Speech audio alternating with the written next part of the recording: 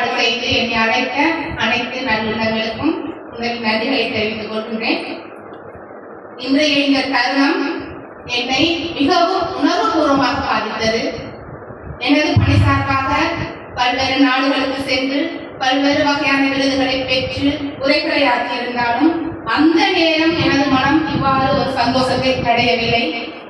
ஆனால் இன்றைய இந்த தருணம் மிகவும் ஒரு வித்தியாசமான தருணமாகவும் என்னை ஈர்த்த ஒரு தருணமாகவும் காணப்படுகின்றது. இது ஒரு சாதாரணமான மேடை அல்ல. ஒரு மனிதனின் நினைவுகளும் சிந்தனைகளும் ஆன்மாவும் உயிர்ப்படுத்துகின்ற ஒரு புனிதமான மேடையாக கருதுகின்றேன். ஈழத்தின் மூத்த எழுத்தாளரான ராசரத்னம் ஐயா அவர்கள் திருகோணமலை மாவட்டத்தில் 1925ஆம் ஆண்டு மூதூரில் பிறந்து அவரை இந்த மண் உருவாக்கியது. ஆனால் அவரது எழுத்துக்களால் இந்த ஊர் இன்று உருவாக்கம் பெற்று நிற்கின்றது என்றால் மிக அல்ல.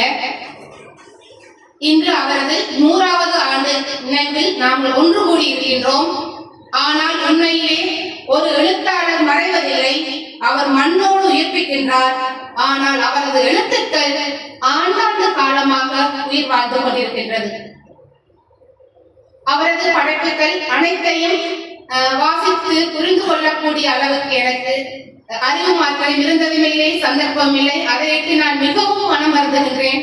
இருந்தாலும் ஒரு குறுகிய கால பகுதியில் அவரது படைப்புகளான தீர்த்தக்கரை, தோணி, ஒரு காவியம் முடிவு பெறுகின்றது என்ற சிறுகதைகளை நான் வாசித்திருந்தேன்.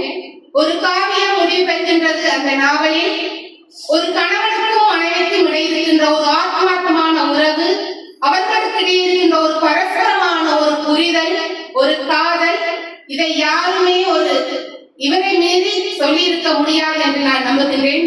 அவ்வளவு ஆணித்தரமான சில விடயங்கள் எமது வாழ்வியலோடும் எமது வாழ்க்கை கலாச்சாரத்தோடும் பிணைந்து காணப்படுகின்றது.